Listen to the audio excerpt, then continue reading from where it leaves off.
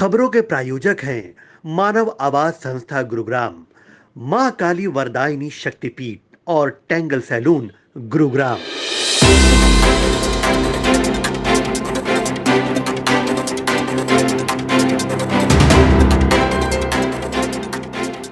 नमस्कार, हस्तक्षेप.न्यूज.इन पे आपका स्वागत है। मैं अंजना सिंह एक नई खबर और नए मुद्दे के साथ। गुरुग्राम के सिलोखरा गांव में योग गुरु धीरेन्द्र ब्रह्मचारी के अपर्णा आश्रम की 24 एकड़ जमीन बेचने और रजिस्ट्री करने के मामले सामने आए। गुरुग्राम के उपायुक्त ने पहले रजिस्ट्री करने के ऑर्डर दिए, फिर रद्द करने के आदेश जारी किए। हम आपको बता दें, दिल्ली से सटे सागर सिटी गुरुग्राम में जमीनों के भाव आसमान पर, इसीलिए राजनेता हो या भूमाफिया, यहाँ किसी न किसी प्रकार से जमीनों पर अपना कब्जा करना चाहता है। इस पूरे मामले में हम बात करेंगे मानव आवाज संस्था के अध्यक्ष अभय जैन से। आज का मुद्दा है साइबर सिटी गुरुग्राम में, जहां दिखाई देती है गगनचुंबी इमारतें और भूमाफियों का खेल। प्रशासन द्वारा जमीनों की रजिस्ट्री को कैसे इनलीगल से लीगल कर दिया जाता है। गुरुग्राम के सिलोखरा गांव में योग गुरु धीरेन्द्र ब्रह्मचारी के अपर्णा आश्रम सोसाइटी के प्रधान सुभाष दत्त व सदस्य पठानिया पर उठ रहे हैं सवाल।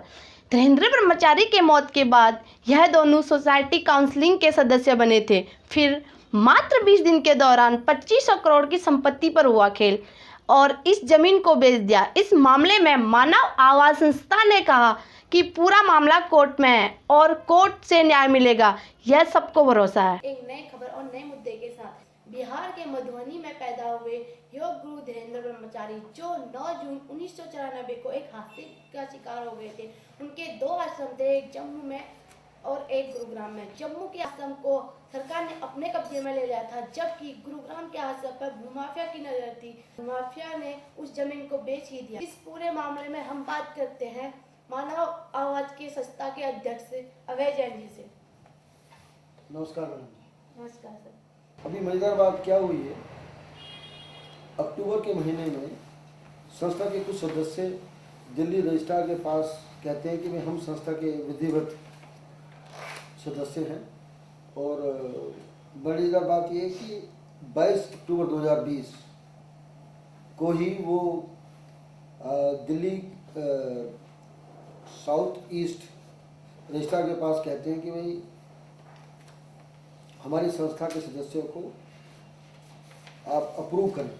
और 22 अक्टूबर की उनकी अपील को जो साउथ ईस्ट के रजिस्ट्रार हैं सोसाइटी के, वो सुभाष दत्त को प्रधान, BS पठानिया जी को director member governing council, SP Verma को गवर्निंग काउंसिल मेंबर और KS पठानिया को मेंबर गवर्निंग काउंसिल मान लेते हैं। ये लेटर इशू होता है 4 दिसंबर 2020 को कि भाई ये गवर्निंग बॉडी इस संस्था की है। एक अपने इंटरनल प्रस्ताव पारित करते हैं कि गुड़गांव में जो 32 एकड़ जमीन है उसको हमें बेच देना चाहिए। अब यहाँ ये बात बहुत महत्वपूर्ण है, उनकी डेथ होती है 94 में, तब से संस्था के लगभग 2020 तक 25 साल संस्था के सदस्य कोई ऐसा प्रयास नहीं करते कि जिसमें धीरेन्द्र ब्रह्मचारी जी का कोई नाम हो। तो जिला उपायुक्त 16 दिसंबर को KS पठानिया जी को अनुमति दे देते हैं कि भाई आप अपनी जमीन मैनुअल रजिस्ट्री करा के बेच सकते हैं। और मजेदार बात देखिए, 16 दिसंबर को अनुमति देते हैं और 23 दिसंबर 2020 को DC साहब इस अनुमति को विड्रा कर लेते हैं।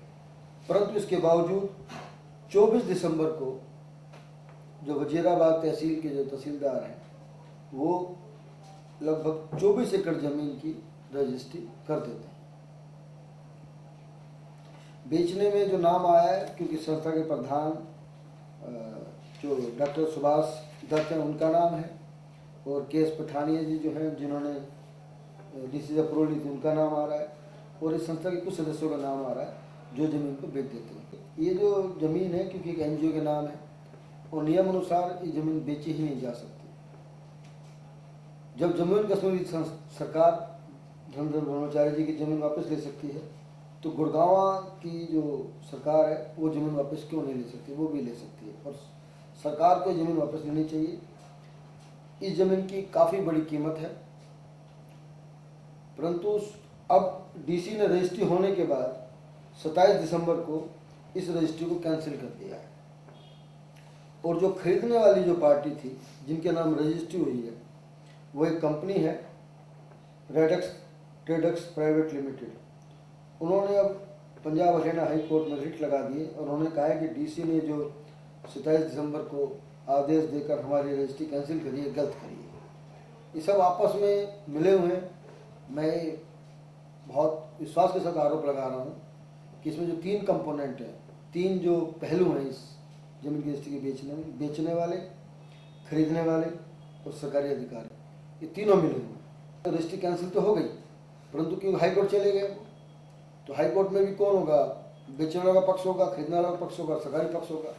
जब तीनों पक्ष एक ही होंगे तो आप समझ सकते हैं कि क्या होगा। गुड़गांव मंडल आयुक्त हैं राजीव रंजन जी, वो एक इंक्वायरी भी कर रहे हैं इस संबंध में। जल्दी हमें उम्मीद है कि वो समय देंगे और हम उनसे मिलकर ये मांग करेंगे कि जो इंक्वायरी वो कर रहे हैं उसका हमें पार्ट बनाया जाए। हमारी जो संस्था है मानववाद, वो हाई कोर्ट में भी पार्ट बनेगी, क्योंकि करोड़ों रुपए की जो ज़मीन है इसको ऐसे हम किसी भूमाफिया को हड़पने नहीं देंगे। जो तहसीलदार है, संबंधित तहसीलदार हैं वजीराबाद के, उनको तुरंत सस्पेंड किया जाए, क्योंकि उन्होंने ही उसी तहसील में रजिस्ट्री हुई है, ताकि कम से कम कागज़ों का मैनिपुलेट फर्दर ना हो और जो भी संबंधित दस्तावेज है उनको सरकार अपनी कस्टडी में ले, बल्कि जो अधिकारी हैं उनको दे और हमें भी काफ़ी मुक्त कराया जाए। स्कैम हुआ है, जो घोटाला हुआ है, इसमें दूध का दूध पानी का पानी करने में सरकार की मदद करें और इस घोटाले को हम, पर्दाफाश तो हो गया है, इस घोटाले को हम चाहते हैं कि जो अधिकारी हैं, जो संबंधित अधिकारी हैं, उनके खिलाफ कार्रवाई हो। अभय जैन जी, अब आपकी मानव आवाज संस्था इस घोटाले को रोकने के लिए क्या कदम उठाएगी? देखिए, हमारी संस्था ने यह निर्णय लिया है कि हम 3 पहलू पे इस घोटाले को रोकने का प्रयास करेंगे। नंबर 1, जो गुड़गांव मंडल आयुक्त इसकी इंक्वायरी कर रहे हैं, हम उसका हिस्सा बनेंगे, क्योंकि बेचने वाले ज़मीन को खरीदने वाले और सरकारी अधिकारी, ये तीनों पक्ष मिले हुए हैं, तो इसका हम उनसे रिक्वेस्ट करेंगे हमें इंक्वायरी का पार्ट बनाएं। दूसरा, क्योंकि ज़मीन खरीदने वाले अब हाई कोर्ट में चले गए हैं, उस केस में भी हम पार्टी बनेंगे, ताकि न्यायालय को बता पाएँ हम लोग कि ज़मीन में घोटाला कैसे हुआ है और किस तरह ज़मीन नहीं बेची जा सकती, किस तरह बेचने वालों ने धीरेन्द्र ब्रह्मचारी जी के साथ विश्वासघात किया, बल्कि सरकार के साथ भी विश्वासघात किया। इसके अलावा अगर हमें जरूरत पड़ेगी तो हम डेमोन्स्ट्रेशन करेंगे तो डेमोन्स्ट्रेशन करेंगे, और हमें किसी भी तरह का कोई भी विरोध दर्ज करना होगा तो हमारी संस्था के मेंबर सब तैयार हैं। हम किसी भी कीमत पे इस घोटाले को बर्दाश्त नहीं करेंगे। हम बल्कि चाहेंगे कि सरकार यहाँ पर कोई सरकारी कॉलेज बना दे, स्कूल बना दे, हॉस्पिटल बना दे। इस शहर के बीचों बीच इतनी बड़ी ज़मीन जब है तो भूमाफिया ज़मीन पर क्यों अपना कब्जा करें। इस मुद्दे में आपने हमें पूरी जानकारी दी, इसके लिए बहुत बहुत धन्यवाद। आपने देखा होगा कभी कभी एक आर्टिस्ट की आर्ट को देखकर एक इंसान उसे छूने के लिए भावुक हो जाता है। आज हम बात करेंगे साइबर सिटी गुरुग्राम में स्थित institute of performing art studio के बारे में, जहां एक आर्टिस्ट रंग और ब्रश के माध्यम से अपने कला को तैयार करता है। एक आर्टिस्ट की सोच उसकी आर्ट से होती है। आप देख रहे हैं कैसे बड़ी बड़ी इमारतें, मॉल्स बने हैं, शहरों की चमचमाती रौनक दिखाई देती है। ये जो भी विकसित हुआ है, ये एक आर्टिस्ट की सोच है। हम आपको बता दें, साइबर सिटी गुरुग्राम में स्थित आर्ट इंस्टीट्यूट में किस तरह से एक आर्टिस्ट रंगों के माध्यम से फूल बना रहा है। आप आर्ट रूम में देख रहे हैं किस तरह ये बच्चे आर्ट्स बनाने का हुनर सीख रहे हैं, जो भविष्य में एक आर्टिस्ट बन सकते हैं। आज हम बात करेंगे एक आर्ट और आर्टिस्ट के बारे में। रंगों और ब्रश के माध्यम से जो कलाकृति तैयार करते हैं कलाकार, वो कलाकृति निर्जीव होकर भी ऐसी दिखाई देती है जैसे कि वो हमसे कुछ कहना चाहती है। आइए इस पूरे मुद्दे में हम बात करते हैं आर्टिस्ट तन्वी राठौर से। तन्वी राठौर जी, हस्तक्षेप न्यूज पे आपका स्वागत है। थैंक यू, आप यहाँ पे आए इंटरव्यू के लिए। तन्वी, आप भी बताइए आपके मन में कैसे विचार आया कि आप एक आर्टिस्ट बने? मुझे कलर्स करना बहुत अच्छा लगता था, देन उसके बाद मुझे लगा कि हाँ मुझे पेंटिंग करनी है। आपने बहुत सारी पेंटिंग बनाई होंगी, आपकी सबसे बेस्ट पेंटिंग, जो आपकी सबसे फेवरेट पेंटिंग थी, वो कौन सी थी?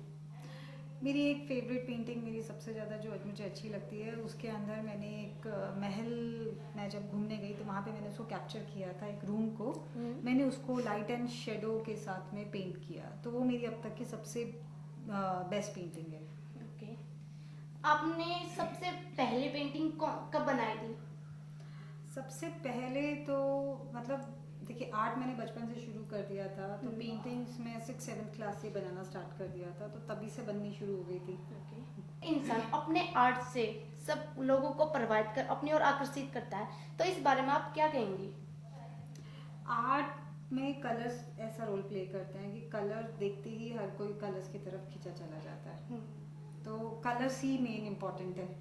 मैं कंटेम्प्रेरी आर्ट करती हूँ, जिसके अंदर फिगर भी आती हैं, मतलब थोड़ा साइकोडेलिक आर्ट भी बोलते हैं हम इसको, जो हमारे ऑकल्ट साइंस से जुड़ा है, तो उसको मैं पेंट करती हूँ। बरसों पहले एक आर्टिस्ट अपने आर्ट से अपनी पहचान बनाता था। आज एक आर्टिस्ट उसी आर्ट से मतलब अपना करियर और बिजनेस के रूप में बनाता है, तो इस मामले में आप क्या कहेंगे? आर्ट बहुत अच्छा है, एज अ करियर आप इसको लें तो अच्छा जाता है, ऐसा कोई प्रॉब्लम नहीं है। पहले का टाइम अलग था, लेकिन अभी तो टाइम अलग है। आर्ट में भी बहुत सारी कंपनीज एंड बहुत सारे काम आगे आ गए हैं, आप अपने इसमें करियर अच्छा बना सकते हैं। ओके, तन्वी जी आप ये बताइए, आपके इंस्टीट्यूट में कितने स्टूडेंट हैं और किस एज के स्टूडेंट आते हैं? मेरे इंस्टीट्यूट में नियर अबाउट 100 स्टूडेंट्स हैं, एंड उनका एज ग्रुप 4 से स्टार्ट हो जाता है। 4 to 65 एज के सारे स्टूडेंट्स हैं हमारे पास में। बहुत सारे स्टूडेंट्स ने किया है। नियर अबाउट इस इंस्टीट्यूट में 500 to 600 आर्टिस्ट पास आउट करके गए हैं, तो उनमें से 200 to 300 ने अपना करियर आगे इसी फॉर्म में बनाया है। ओके, तन्वी जी आपने इस बारे में हमें जानकारी दी, इसके लिए बहुत बहुत धन्यवाद। आप देख सकते हैं इन अलग अलग रंग और ब्रश के सहयोग से ऐसी पेंटिंग या कलाकृति तैयार होती है जो सबको अपनी ओर आकर्षित करती है। एक आर्टिस्ट पहले इसे पेपर पे बनाता है, लेकिन वास्तविक रूप में जब ये सामने आती है तो व्यक्ति इन्हें देखता ही रह जाता है, चाहे वो पेंटिंग, कलाकृति या फिर गगनचुंबी इमारतें, वो मॉल्स जिन्हें सब पसंद करते हैं। हम आर्ट के बारे में बात करेंगे एक आर्टिस्ट से। हाल ही में मैंने 6 महीने हो गए हैं मुझे IPA से जुड़े हुए। मैंने अपना यहाँ से मंडला सीखना शुरू किया है, जिसे हम मंडाला बोलते हैं आर्ट, और मैं यहाँ की स्टूडेंट हूँ। जुनून देखकर मुझे भी बहुत अच्छा लगा कि मुझे इस चीज़ का पार्ट होना चाहिए, एंड डेफिनेटली ये बहुत अच्छी चीज़ कर रहे हैं कि अपने आर्ट के थ्रू कितनी चीज़ें इन्होंने थेरेपी और कितने स्टूडेंट्स को इन्होंने इंडिपेंडेंट बनाया। आपने देखा होगा रंगों का महत्व पेंटिंग, कलाकृति में दिखाई देता है, उसी तरह मनुष्य के जीवन में भी रंगों का अपना महत्व है। हमारे hastaqsepnews.in को सब्सक्राइब करना ना भूलें। हम फिर मिलेंगे एक नई खबर और नए मुद्दे के साथ, तब तक के लिए नमस्कार।